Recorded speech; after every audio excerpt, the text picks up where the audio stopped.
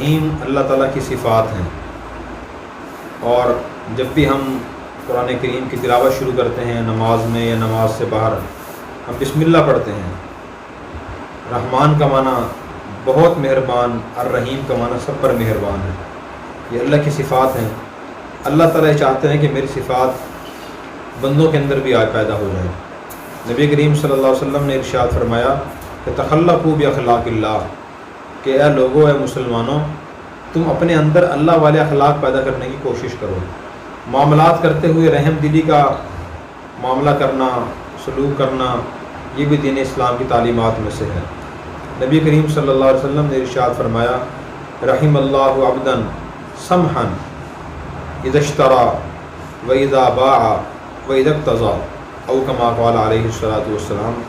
آپ صلی اللہ علیہ وسلم نے اس شخص کو دعا دی ہے کہ اللہ اس پر خاص رحم فرمائے، اپنی مہربانیاں فرمائے، جو خریدتے ہوئے، فروخت کرتے ہوئے اور اپنے حق کا کس سے تقاضا اور مطالبہ کرتے ہوئے رحم دلی کا معاملہ کرے۔ جب انسان خریدے تب بھی رحم دلی کا معاملہ کرے، خریدتے ہوئے فروخت کرنے والے سے شدید بحث کرنا اور یہ کوشش کرنا کہ بالکل منافع نہ لے وہ، اور اس کی چیز کے عیب بیان کرنا، اس میں تو یہ عیب ہے، یہ کمی ہے، یہ نقص ہے، یعنی جھوٹے من گھڑت عیب بیان کرنا جو لوگوں کا طریقہ ہے، یہ رحم دلی کے خلاف ہے۔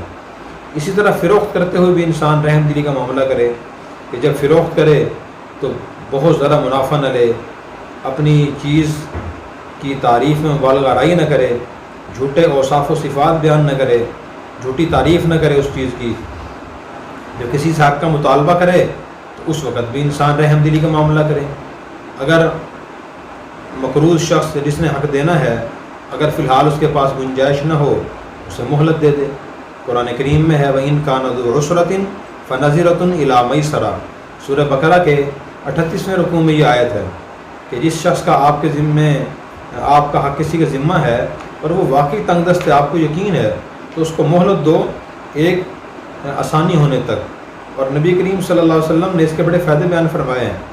آپ نے ارشاد فرمایا کہ پہلی امتوں میں ایک شخص تھا، اس کا انتقال ہوا تو فرشتوں نے اس سے پوچھا کہ بتاؤ تمہارے پاس کوئی نیکی ہے؟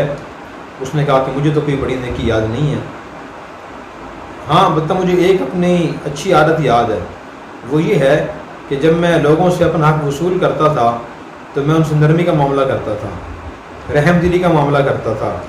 تو اللہ تعالیٰ نے فرمایا کہ اس کے لیے جنت کا فیصلہ میں نے کر دیا ہے اور اسے جنتی ہے۔ دیکھیں، لوگوں کے ساتھ نرمی اور رحم دلی کا معاملہ کرنے سے اللہ تبارک و تعالیٰ نے اس شخص کی جنت کا فیصلہ فرما دیا۔ اور نبی کریم صلی اللہ علیہ وسلم نے ارشاد فرمایا ارحموا من فی الارض یرحمکم من فی السماء، کہ تم زمین والوں پر رحم کرو، آسمان والا تم پر رحم کرے گا۔ شاعر نے اردو میں اسی کو کہا ہے کرو مہربانی تم اہل زمین پر، خدا مہرباں ہوگا عرش بری پر، کہ تم زمین والوں پر مہربانی کرنا شروع کر دو، اللہ تم پر خاص مہربانیاں کرنا شروع کر دیں گے۔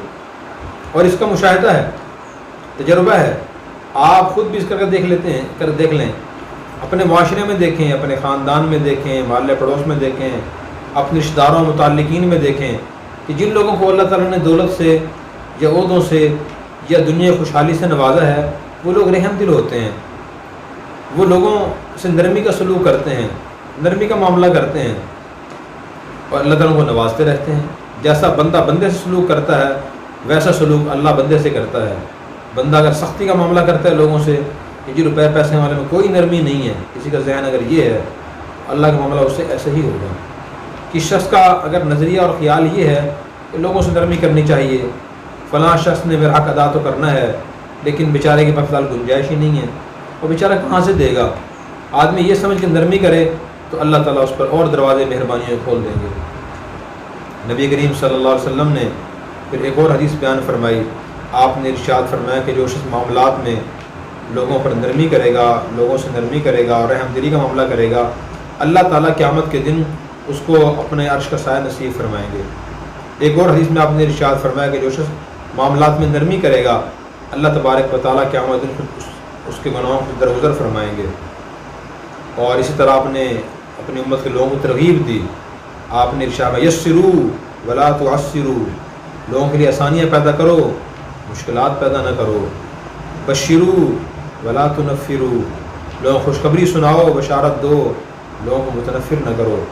اسی طرح آپ نے یہ بھی ارشاد فرمایا من یسر علی معسر یسر اللہ علیہ فی الدنیا والآخرہ، کہ جو شخص دنیا میں کس شخص کے لیے آسانی پیدا کرے گا، اللہ تعالیٰ اس کے لیے دنیا اور آخرت میں آسانیاں پیدا کریں گے۔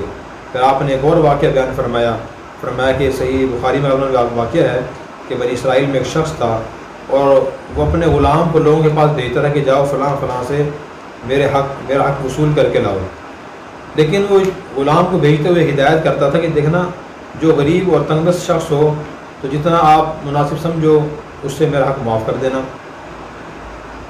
اور جو شخص خوشحال ہو، حق ادا کر سکتا ہو پھر بھی ادا نہ کرے، اس کو مہلت دے دینا۔ تو زندگی بھر کوشش ایسے ہی کرتا رہا، تنگ دستوں کو مہلت کو معاف کرتا رہا اور خوشحال لوگوں کو مہلت دیتا رہا۔